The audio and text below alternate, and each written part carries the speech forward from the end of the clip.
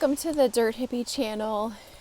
This is sort of a roundup of this week's garden projects, and I just realized in none of the video I took did I do any sort of introduction, so stuff is just kind of jumbled this week. I did a lot of different projects. I moved the rhubarb from the yard into the house. I put it on a heat mat just to see if it would pop, and I did get a few things. I'll show you that in a minute. New changes to the terrace garden. Good things. I added some things. Changed my mind about my cat mint. So there were a lot of different things that went on this week. It was busy. We had pretty nice weather, so I was able to get into the garden quite a bit after work. And then I did actually take an extra day off, so I was able to really work in the garden a lot. I've been moving some of my plants out for a couple hours each day to harden them off. I can't today.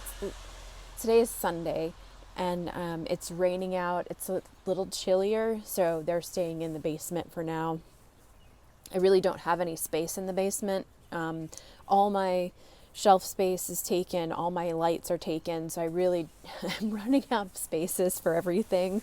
Once the rhubarb is up sufficiently, it's actually going to get moved back outside because it can survive cooler temps. But anyway, I just wanted to do an introduction. I'm Jenny. This is the Dirt Hippie channel. I'm gardening in the Mid-Atlantic, Maryland specifically, in Zone 7, and I garden on a hillside. But I also bring you things about, the ecology here and, some of the history of this area. So it's not all about gardening, but I do talk a lot about gardening. So anyway, I hope you stay tuned for all the things that went on this week, and I will catch up with you at the end.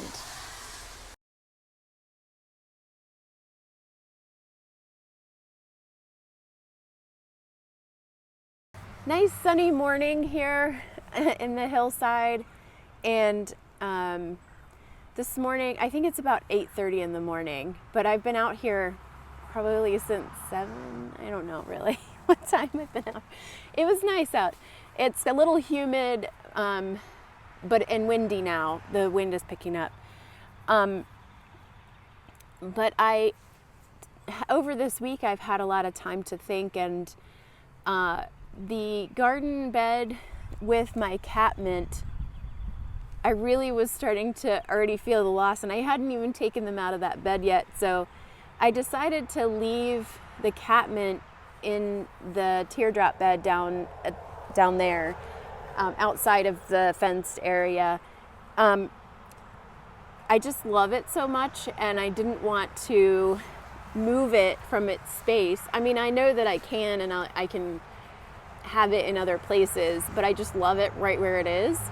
But then that left me a dilemma about where I should put my squash, because I only have so many garden beds in this fenced-in area, or even outside the fenced-in area. All of those have already been claimed, so for other things. So I really don't have a lot of space to grow squash, and they're one of my favorite things to grow because they're so easy.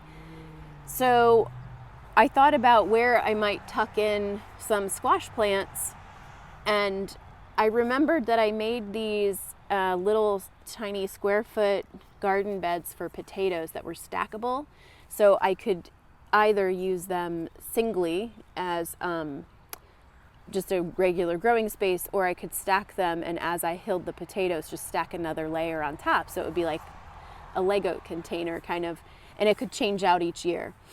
And I had, I believe, 6 of them. Well, I had made already 3 of them, and then I had the wood cut for 3 more. So I decided to use those in here, and those will be my squash beds. But I think I'm going to try something a little bit different. If you don't know anything about square foot gardening, it's a method that allows you to block off spaces inside, a square. And normally it's a 4 foot by 4 foot garden bed.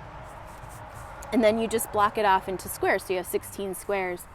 And in 1 square foot, you might be able to grow like 1 squash, or I don't know what the numbers are, like 9 chard or something like that. I don't remember exactly what they are. I used to grow that with that method. When I first started gardening, that was really easy for me to pick up and understand.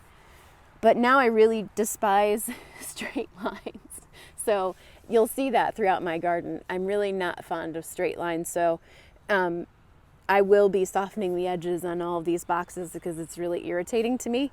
But it makes it easy for me to put them into the hillside here so I can get them to stabilize the soil. That's really what I'm going for. So I have 5, I could only fit 5 in here in the space. So this used to be the walkway, and then I shifted, you might remember last year, I shifted the fence. So the gate used to be down here, and then I shifted the gate to over in that corner. So the whole fence just shifted down a bit. And so I no longer use this as the walkway. I use the other side where I built all the stairs. That's now the walkway to get up. And then there's, of course, pathways in between the garden beds. So I wasn't using this space, and I knew it was just going to become weedy anyway. So I thought, well, I'll just plug in as many as I can fit. And I fit 5 in. I'm still going to have to fill them with soil. They're just placed. They don't have, they have whatever soil was in that, area in there. So I am still going to have to add soil and compost, and then I'll figure out how I want to plant them out. But I do think this is going to be great. I'm now using all of the space. And the other thing is I'm going to give myself a challenge this year. I don't have a ton of garden space. I just don't have a ton of growing space. So I think I have I have 13 2-foot by 4-foot beds and 2 1-by-6 beds. So help me do the math. I think that's 116 square feet, if I'm not mistaken. And then I have 5 2-by-2s. So those are each 4 square feet. So that's 20 more square feet. So what is that? 116 plus 20 is 136 square feet of growing space, which is not much at all. So I want to see how much food I can pull out of this growing space this season. So I'm going to be weighing everything that comes out of just these boxes, and what's working, what's not working. I'm going to try, I have to cover some of them because I do have a really bad problem with cabbage white butterflies or moths, whatever they are. Anyway, last year, those and some other bugs got to a lot of my brassicas, so I really didn't get any chard or anything like that. Plus, it was a weird year last year. So I'm excited to see what's going to come out of this garden. I have no idea. I really don't, because the entire hillside now has new soil in it. So I really don't know how productive it's going to be. I don't know if the things will like it here or not. I figured out the sunlight last year, but I also didn't grow the things that I'm growing here now. I didn't grow carrots last year. I haven't grown carrots in years just because my soil is so just crappy. There's so many little stones in there, so I really don't know how these are going to turn out. But I chose at least one stubby variety purposefully because I know that those shouldn't run into a lot of rocks. But I also have, chard and spinach and lettuces, and those should do fine. And kale, and I put in some rutabagas. I'm very excited about this variety of rutabaga. I haven't tried it before. It's an American purple top. So a lot of different things that I haven't grown before, and varieties that I'm excited to try. So I'm anxious to see what comes out of this 136 square feet. I know that it's not going to produce enough for me and Dave to live on, for the whole season. But it might, what if it's 10 or 20%? That would be really great. Even if it just provides for us in the summer and I'm not able to store anything, but I get produce for summertime, that's great. That means I don't have to go to the grocery store or the farmer's market, or I can just supplement with some of the things. And there are going to be things that I'm not going to grow. I'm not growing broccoli and there's a reason for that. One, broccoli takes up a lot of space, and for the amount of space it takes up, the amount of food you get is, I think, from my perspective, is not worth it. Whereas something like a squash keeps producing over and over, such that, you know, most people end up putting them on their neighbors' front porches to get rid of them because there's so many. You know, so that I want to plant things that are prolific.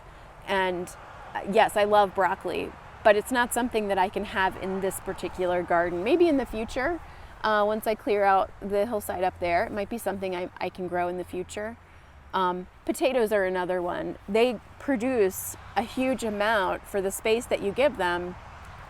It's a huge amount of food, and it's a storable crop, and so that's exciting to me. The potatoes will be in a separate calculation because those beds are outside of this fenced-in area.